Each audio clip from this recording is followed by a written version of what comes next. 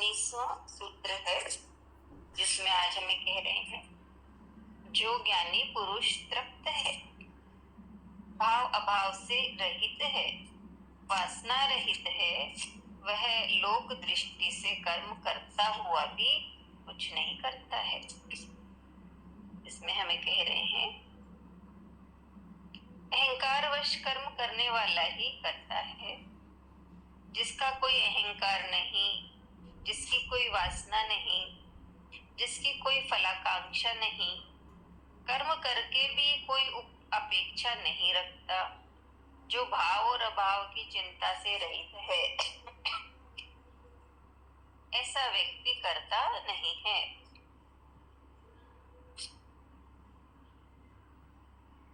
वह संसार में कर्म करता हुआ भी उनसे सदा अलिप्त रहता है, क्योंकि उन कर्मों से प्राप्त फलों को वह क्षणिक एवं असत्य समझता है।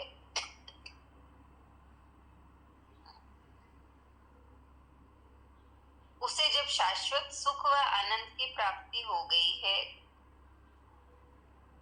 वह अपने आत्मानंद में तृप्त है, इसलिए वह इन अनित्य भोगों के प्रति उदासीन हो जाता है।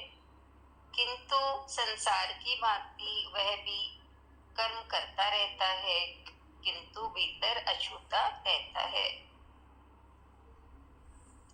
इसलिए वह कर्म करता हुआ भी कुछ नहीं करता है। इतना सही है लेसन, जिसमें हमें बताया है कि ज्ञानी पुरुष तृप्त होता है, भाव अभाव से रहित रहता है, वासना रहित है और लोक दृष्टि से कर्म करता हुआ भी कुछ नहीं करता। यानी जो अहंकारवश कर्म करता है वो करने वाला ही करता है, लेकिन जिसका कोई अहंकार नहीं, कोई वासना नहीं, कोई फलाकांक्षा नहीं, कर्म करके कोई अपेक्षा नहीं करता, भाव अभाव से की चिंता नहीं करता, ऐसा व्यक्ति करता नहीं होता। इस तरह से बताया है। नविता है। हाँ, हरिओम पूजा। हाँ, हरिओम।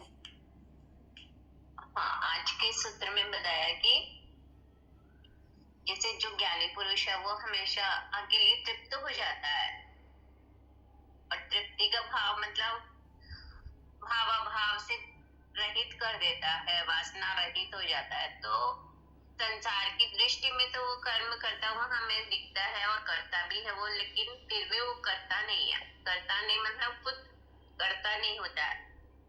तो यहाँ पे यही बताया सूत्र में कि अहंकार वश जो हम कर्म करते हैं तो वो हमारा कर्ता बना रहता है, लेकिन जो ज्ञानी हो गया है, जिसको आत्मबोध हो गया है, तो उसका कहा कि कोई अहंकार ही नहीं है, न कोई वासना रही उसकी और न ही कोई फलाकांक्षा, यानी कुछ कर्म करके कुछ फल की इच्छा रखना, तो उसकी कोई वो अपेक्षा भी नहीं रहती है। तो इसलिए उसको भाव अभाव की भी चिंता नहीं रहती कि ऐसा हुआ नहीं हुआ, क्योंकि वो ऐसा व्यक्ति जो होता है वो करता है ही नहीं। तो इस तरह बताया कि हालांकि वो संसार में कर्म करता हुआ भी अलिप्त रहता है, मतलब डिटेच रहता है।